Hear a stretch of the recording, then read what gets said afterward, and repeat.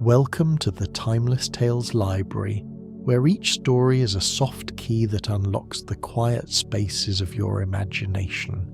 I'm Theodore, your host for the evening, and tonight I'll be sharing a gentle tale meant to calm your thoughts and carry you peacefully toward sleep. This haven of restful stories is brought to life by listeners like you. If you found solace here, please consider subscribing to help us continue weaving these serene narratives. As you settle in, I'd love to hear from you. Leave a comment below letting me know where you're listening from, and share a place you dream of a story taking you. Perhaps a lighthouse on a windswept cliff, a lantern-lit street in Kyoto, a cozy bookshop in the rain, or a meadow beneath the northern lights. Your dreams keep our little library warm and glowing. This story is about a magical neighborhood bakery where warm lamplight spills onto rain-soaked cobblestones on a blustery Thanksgiving evening, and the door is always open to weary travelers seeking comfort from the storm. Inside, the scent of cinnamon and brown sugar mingles with woodsmoke, and classic literary friends arrive one by one, drawn by the promise of shelter, warmth, and Goldielocks' famous Thanksgiving treats. As rain drums steadily against frosted windows and their fire crackles in the hearth, strangers become companions over shared plates and steaming cups, finding exactly what they need in this haven of golden light and gentle conversation. Now close your eyes and take a long, quiet breath. Tonight, your journey leads to the lantern hall in the Timeless Tales Library. Lanterns hover above every shelf, glowing with warm, colourful light.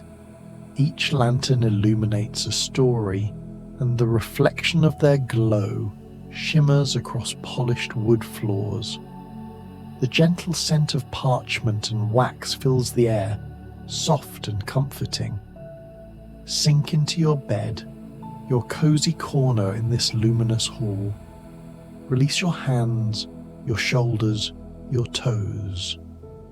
Let the gentle sway of the lantern's glow lull your body and mind into stillness. Follow the path of light along the shelves.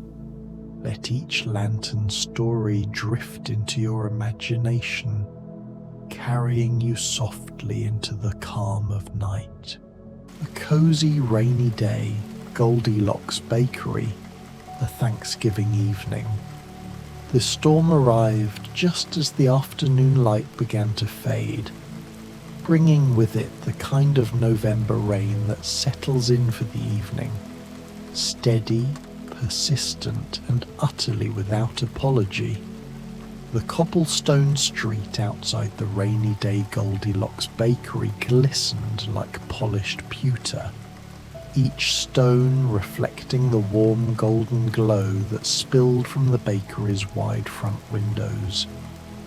Inside those windows, condensation gathered in delicate patterns, blurring the outside world into soft watercolor washes of grey and amber. The bakery itself seemed to emit warmth like a living thing. Its brick facade, aged to a comfortable russet colour, held the heat of countless ovens and countless years. The wooden door, painted a deep forest green with brass fixtures that gleamed even in the dimming light, stood slightly ajar, an invitation always to those who needed shelter from whatever storms they carried, whether of weather or of heart. Inside, the space unfolded like a dream of comfort made tangible. The ceiling beams, dark with age and perfectly imperfect, stretched across a space that felt both intimate and generous. Exposed brick walls held shelves lined with ceramic jars and copper pots, each catching and reflecting the light from oil lamps positioned throughout the room. The lamps themselves were works of art, amber glass shades that cast everything in honeyed tones, making the entire bakery glow as if lit by captured sunset. At the heart of the space stood the great brick oven, its iron door slightly open to reveal the dancing flame within. The fire crackled and popped softly, a rhythm as old as human comfort, as ancient as the first hearth. Beside it, a smaller fireplace held a cheerful blaze, the mantel above decorated with autumn leaves pressed between panes of glass, their colours still vibrant, crimson, gold, burnt orange and deep burgundy. The wooden floor, worn smooth by years of footsteps, creaked gently in all the right places. Small tables, each different from the others, were scattered throughout the room, some round, some square, all bearing the soft patina of use and care. Mismatched chairs surrounded them, each one perfectly comfortable in its own way. Some had cushions of faded velvet, others bore hand-knitted covers in autumnal patterns. Window seats lined with deep cushions invited guests to curl up and watch the rain, while in corners, wing-backed chairs upholstered in warm fabrics created private nooks for quiet contemplation. The scent of the bakery was a symphony of comfort. Cinnamon and nutmeg floated on air currents warmed by the oven, mingling with the caramel sweetness of brown sugar, the butter-rich aroma of pastry, and underneath it all, the earthy, grounding scent of fresh-baked bread. There were notes of vanilla and maple, hints of apple and pear, whispers of chocolate and coffee. The smell alone could ease troubled minds and tired bodies. Behind the main counter, which curved in a graceful arc of polished walnut, stood shelves and shelves of baked goods, each more inviting than the last. But tonight was special. Tonight was Thanksgiving evening, and the display cases held creations that seemed to glow with their own light. There were Goldielocks gratitude galettes, free-form pastries with golden, buttery crusts that folded over fillings of spiced pumpkin, caramelized apples, and sweet potato. Each was glazed with honey and sprinkled with just the right amount of cinnamon sugar. Not too much, not too little, but just right.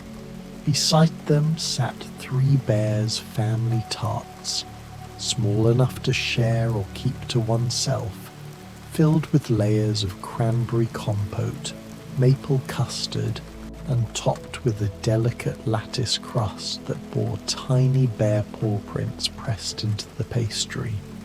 The perfectly porridge cookies were works of art.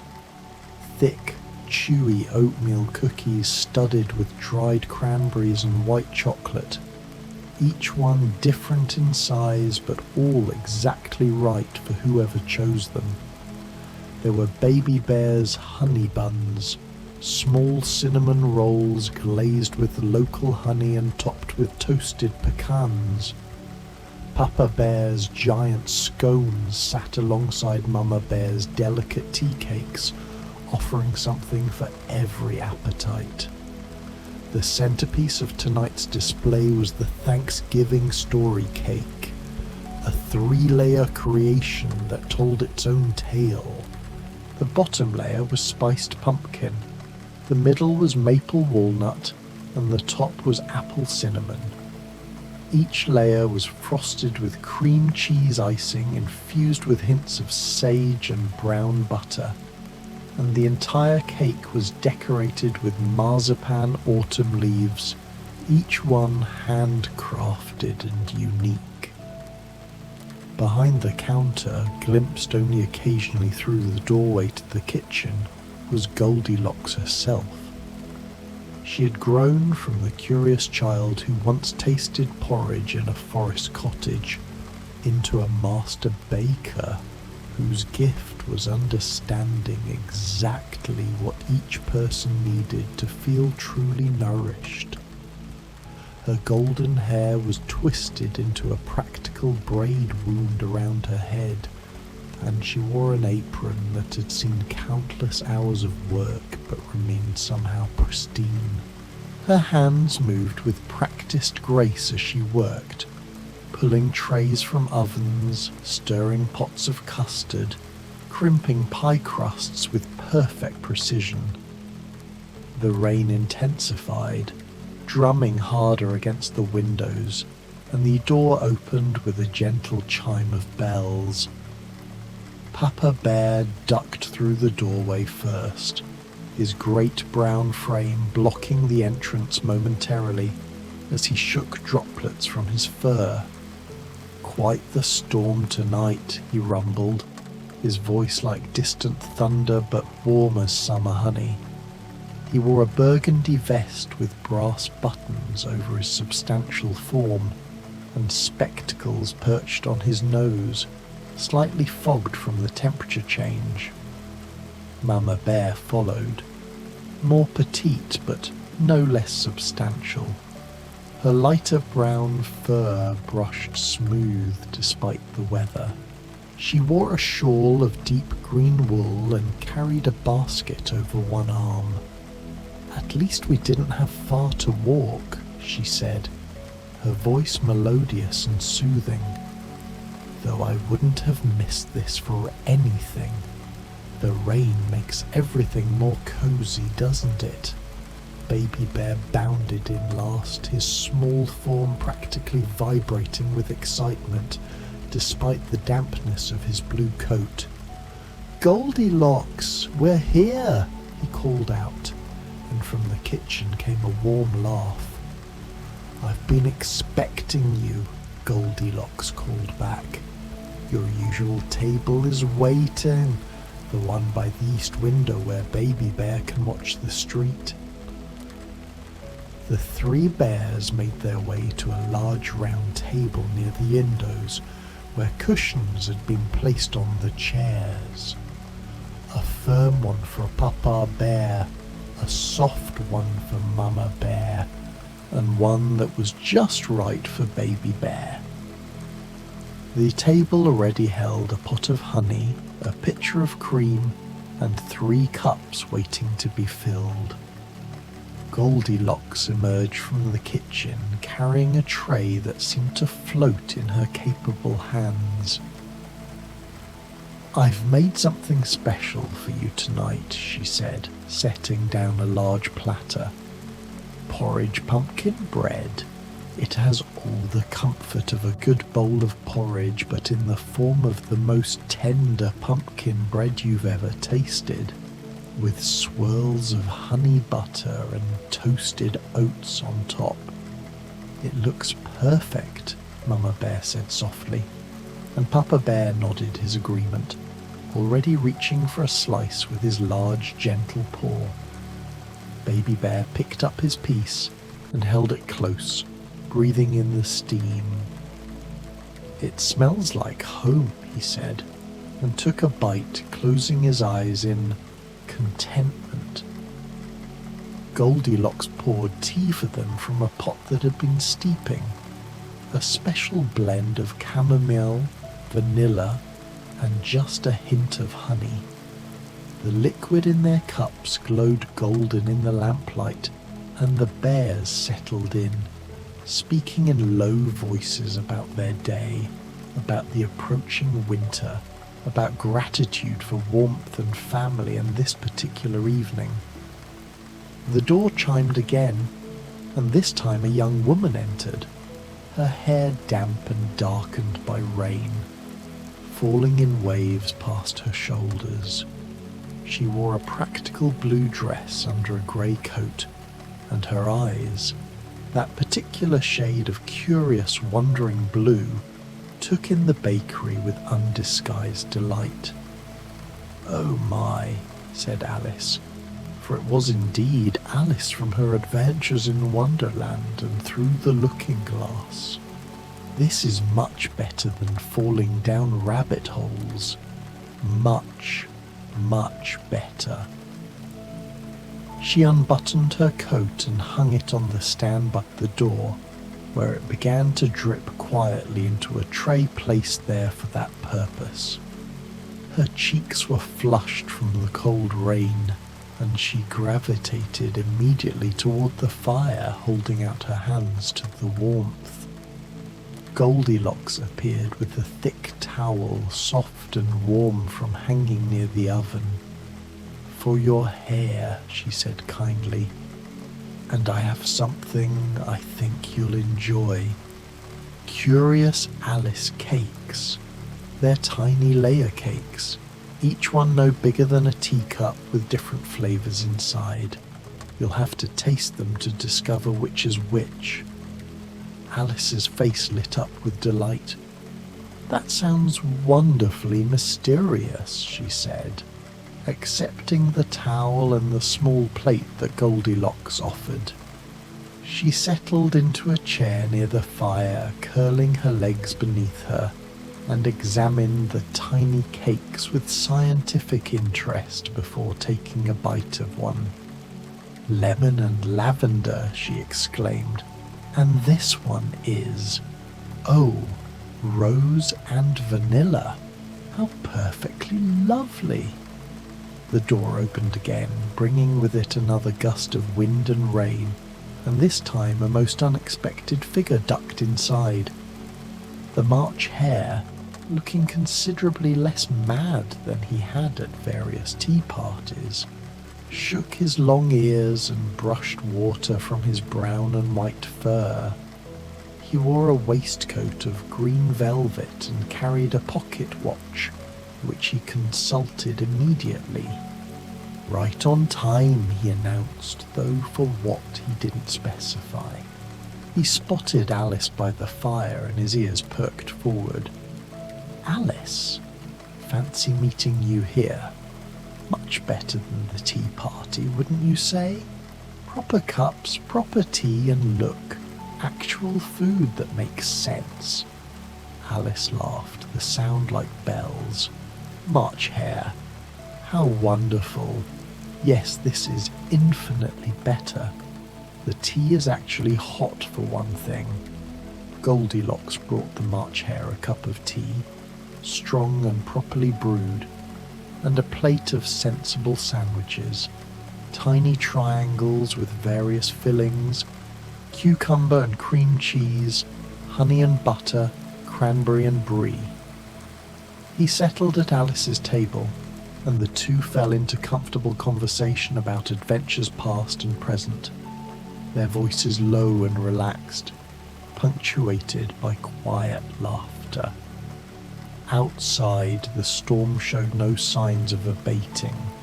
If anything, the rain fell harder and the wind picked up, rattling the windows in their frames just enough to make the interior feel even more secure and protected. The fire crackled higher, as if responding to the challenge of the weather, determined to keep the bakery warm and welcoming. The bells chimed a third time, and three figures entered together, clearly travelling companions.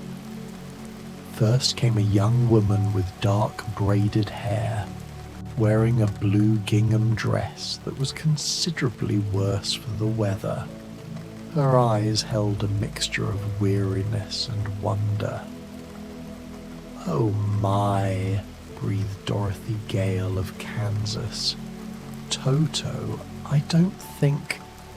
Well, actually, I don't know where we are, but it smells absolutely wonderful. Behind her came two figures who could only exist in a world where magic was real and friendship transcended form. The Tin Woodman, his metal surface streaked with rain but carefully rust-proofed, moved with surprising grace. His joints were well oiled, and his metal gleamed dully in the lamplight. He carried an axe over one shoulder, more from habit than any need in a bakery. "Shelter at last," he said, his voice carrying that particular timbre of one who had been given a heart and learned to use it well. "And warmth. How grateful I am for warmth. I can feel it, you know. One of the best things about having a heart." The Scarecrow, his burlap face somehow expressive despite its painted-on features, his straw stuffing slightly damp at the edges, looked around the sanctuary with evident appreciation, and a place to rest without worrying about crows or fields or anything but comfort.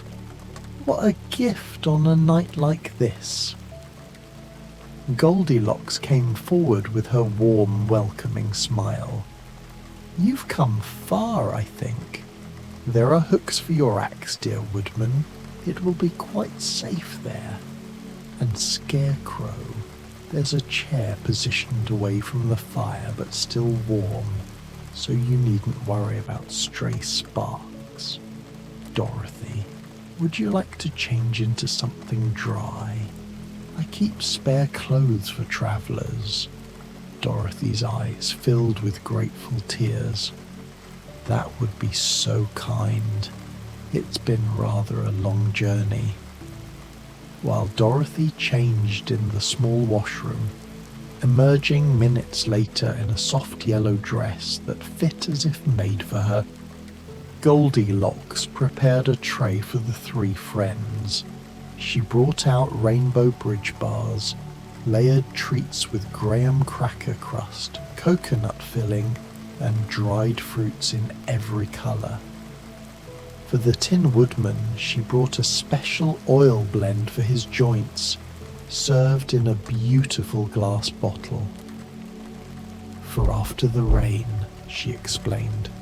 "It has essence of vanilla, so you'll smell lovely." The Scarecrow received a special pillow filled with fresh, dry straw that smelled of summer fields and sunshine. "For your comfort," Goldielocks said simply. And for Dorothy, she brought a slice of home sweet home pie, a chess pie with brown sugar and butter that tasted like every good thing about Kansas, about home, about the feeling of belonging somewhere specific and beloved. The three settled at a large table near the centre of the room, and Dorothy took a bite of her pie and closed her eyes. A single tear rolled down her cheek. "It tastes like Auntie Em's kitchen," she whispered. "How did you know?" Goldielocks only smiled and returned to her work, pulling more treats from the oven, filling the bakery with waves of cinnamon-scented warmth. The rain continued its steady percussion, a white noise that cocooned the bakery in its own world. The wind whistled around the eaves, but inside the warmth held steady. The lamps glowed with unwavering light, and the fire crackled its ancient song of safety and shelter. When the door opened next, it admitted a most unusual pair. Peter Pan flew in, actually flew, his feet not touching the ground, and behind him, walking with considerably more propriety, came Wendy Darling. Peter's green outfit was soaked, his red hair plastered to his head, but his grin was undimmed. "What a storm!" he crowed, quite literally, spinning in the air before landing with surprising lightness near the fire. "We've been flying through it for hours." Well, I've been flying. Wendy insisted on walking once we reached the ground, though I don't see why. Because, Wendy interrupted, removing her sensible coat and hanging it carefully, walking is perfectly lovely, and flying in a rainstorm is perfectly uncomfortable for those of us who get cold and wet. But she said it with affection, and her smile as she looked at her eternal companion was warm. She was older than when she'd first visited Neverland, perhaps 16 or 17 now, with her brown hair pinned up in a practical but becoming style. She wore a dress of deep blue wool, well made and modest, and her eyes held that particular wisdom of one who has balanced imagination with responsibility. Peter landed on the back of a chair, perching there like the eternal boy he was, and looked around with interest. "Do you have any treats here that never make you grow up?" he asked with intense seriousness. Goldielocks emerged, and her smile for Peter held both amusement and understanding. "I have treats that let you be exactly the age you need to be in this moment," she said, which is sometimes its own kind of magic. She brought them a platter to share, Lost Boy's coconut cookies, crispy on the outside and chewy inside with toasted coconut and dark chocolate. For Wendy, she added a pot of hot chocolate so rich and perfect it was almost transcendent, topped with whipped cream and a sprinkle of cinnamon. Peter ate 3 cookies in rapid succession, then slowed down, actually savouring the 4th. Wendy sipped her chocolate and watched the rain, and gradually Peter settled beside her in a chair rather than on it, and the two sat in comfortable silence, occasionally commenting on the storm, on the warmth, on how nice it was to simply be somewhere safe and cosy. Papa Bear's rumbling voice carried from his table, telling a story about winter coming to the forest.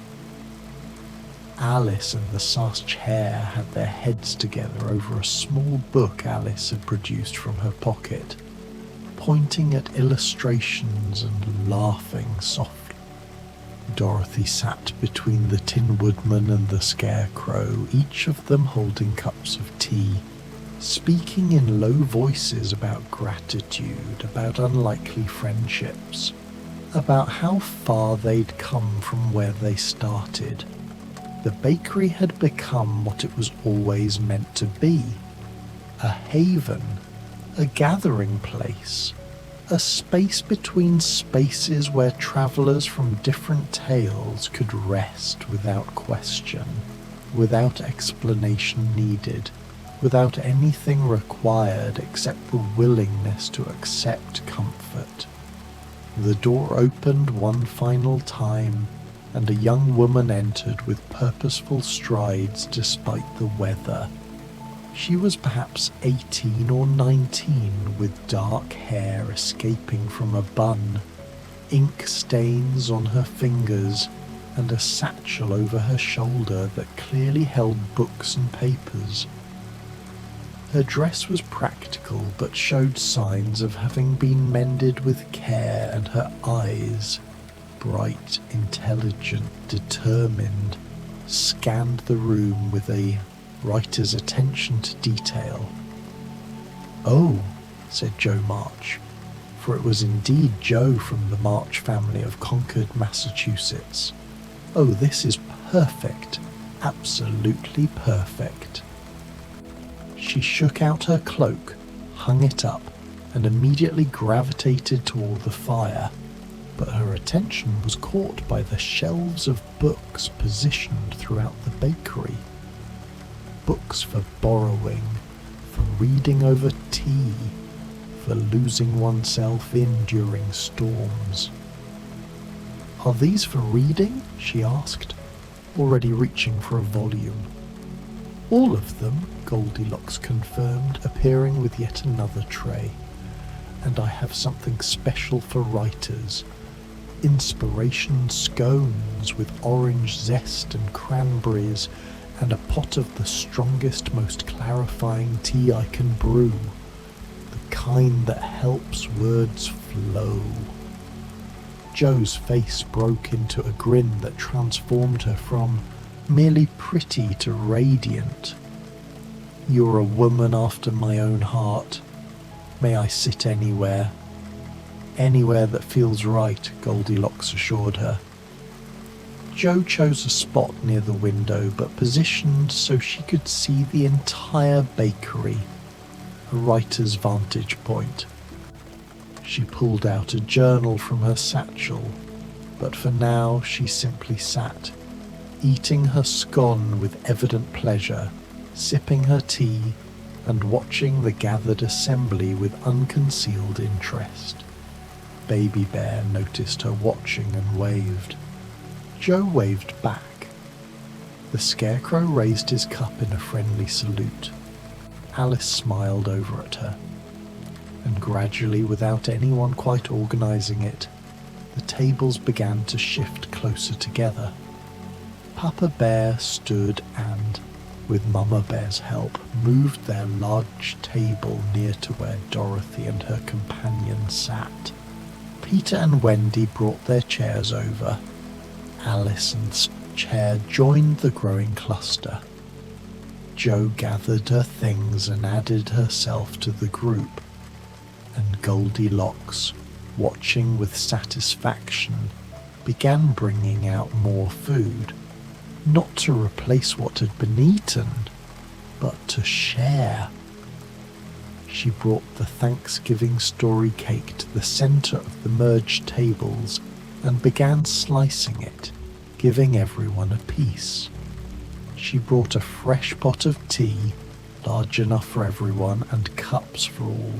She brought the perfectly porridge cookies, the Three Bears family tarts, the Goldilocks gratitude galettes. She brought warm apple cider, steaming in a large copper pot, and ladled it into mugs.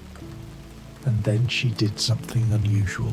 She removed her apron, hung it on a hook, and joined them, taking a seat in the circle, accepting a cup of tea from Mama Bear, a cookie from Alice, a slice of her own cake from Dorothy. For a long moment, no one spoke. The fire crackled, the rain drummed, the lamps glowed, and this gathering of characters from different tales, different times, different worlds, sat together in the profound comfort of shared shelter and shared abundance. "I'm grateful," Mama Bear said softly, breaking the silence, "for this place, for nights like tonight, for company, for second chances," added the Tin Woodman, his voice thick with emotion only a heart could produce. "For adventures," said Peter, but then added more quietly, "and for places to rest between them." "For stories," said Jo, looking around at each face, "for every story and the way they all somehow fit together. For being exactly the right size, whatever size that is," said Alice with a smile. "For friendship," said Dorothy simply, "for friends who understand." "For home," said Wendy, "whether it's a place or a feeling." "For imagination," said the Scarecrow, "for the ability to imagine things can be better, and then to make them so." "For tea parties that make sense," said the March Hare, which made everyone laugh. "For growing," said Baby Bear, "and for being who you are while you do." "For knowing what's just right," said Papa Bear, his deep voice warm, "and for those who help us find it." Goldilocks looked around at all of them, these travellers, these seekers, these friends from different tales now gathered in her bakery. "For all of you," she said, "for every person who walks through that door looking for comfort, for the privilege of providing it." They raised their cups, tea, cider, hot chocolate, in a quiet toast. No glasses clinked dramatically. It was softer than that, gentler, more intimate. Just an acknowledgement of gratitude, of presence, of this moment that existed outside of normal story time. The conversation that followed was the kind that happens on special nights, meandering, easy, moving from topic to topic without force. Alice asked Dorothy about Kansas, and Dorothy's description of the prairie somehow made the Scarecrow nostalgic for the fields he'd once guarded. Peter told a story about flying that made Jo's fingers itch to write it down, but she resisted, choosing to just listen instead. The March Hare and the Tin Woodman discovered a shared appreciation for precision and proper timing. Wendy and Mama Bear discussed the challenges and joys of caring for exuberant youngsters, while Baby Bear and Peter discovered they both excelled at finding mischief. As the evening deepened, the conversations grew quieter, slower, like a music box winding down into its softest notes. Someone, it might have been Papa Bear, suggested they should think about heading home, but no one moved. The storm, while still present, had gentled into steady rain without the earlier wind. The fire had burned down to glowing coals that radiated steady heat without flame. Goldilocks rose and began bringing out blankets, soft, warm throws in deep autumn colours. She draped them over shoulders without asking, tucked them around laps, offered them with a smile. She refreshed teacups one final time, banking the fire so it would burn safely through the night, lowering the lamps to a softer glow. "You're all welcome to stay as long as you need," she said quietly. "Some nights are for journeying, and some nights are for staying put." Jo had curled into a wingback chair with a book and a blanket, her eyes drooping as she read. Alice and the March Hare had claimed the window seat, watching the rain with sleepy contentment. Dorothy sat between her two friends, her head resting on the Tin Woodman's shoulder, her hand holding the Scarecrow's gloved one. Peter had actually grown still, leaning against Wendy, who hummed something soft and sweet. The three bears had pushed their chairs back, comfortable and full and peaceful. The bakery had become a refuge not just from the storm, but from everything else.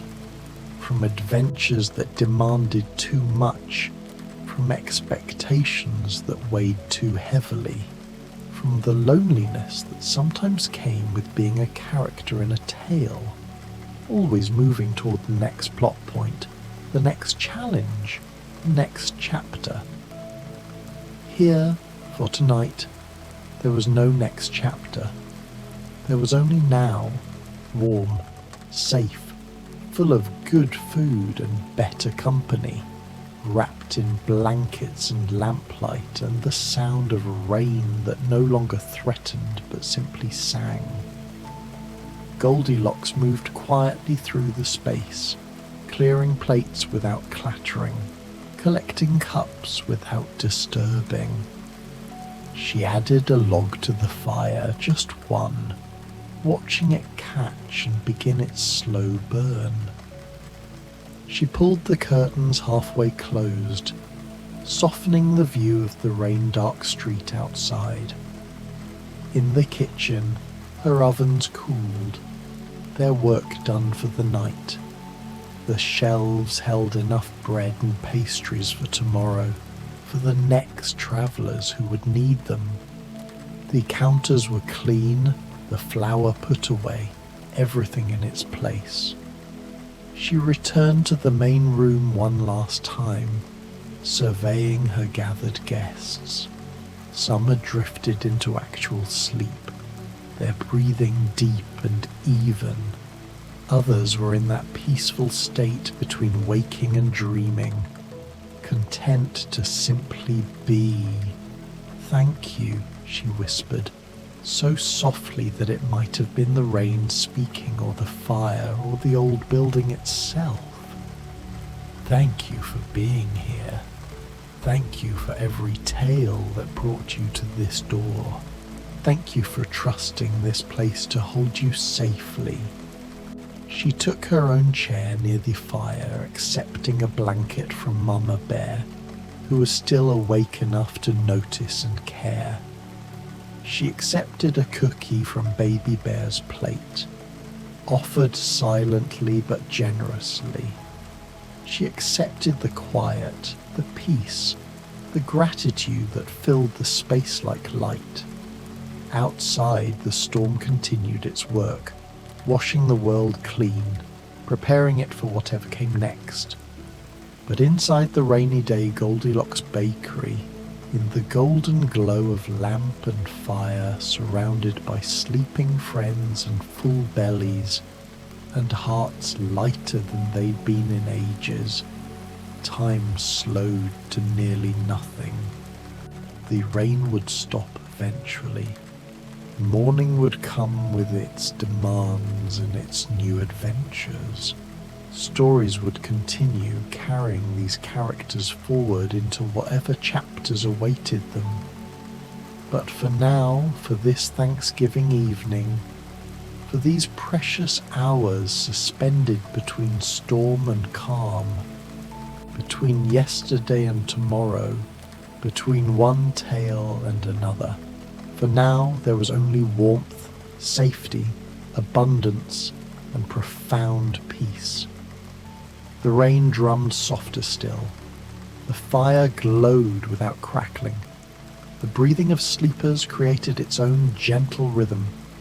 And in that rhythm, in that warmth, in that perfect moment of contentment, the rainy day Goldielocks bakery held all its gathered friends in the most tender embrace imaginable. The embrace of a place that asked nothing and gave everything, that expected no payment except the acceptance of comfort, that existed only to remind weary travellers that rest was not just possible but necessary, not just allowed but celebrated. And so they rested. Characters from different tales, different worlds, different times, all together in one small bakery on one rainy November evening, all equally welcome, all equally safe, all equally cherished. The story of this night would become part of each of their tales, a quiet chapter perhaps without drama or conflict, but one they would return to in memory whenever they needed to remember what peace felt like, what comfort tasted like, what home could be even for those whose stories kept them wandering. For home, they learned that night, wasn't always about going back to where you started. Sometimes home was a door that opened when you needed it most, a light in the window on a stormy evening, a table that stretched to fit one more, and a voice that said, without conditions, without demands, with only warmth and welcome, "You're safe here. Rest now. Everything you need is here." And it was. The rain fell, the fire glowed, the night deepened, and in the rainy day Goldielocks bakery, everyone, every single soul who had found their way through that green door on this particular Thanksgiving evening, everyone was finally, perfectly, exactly as they should be. Just right.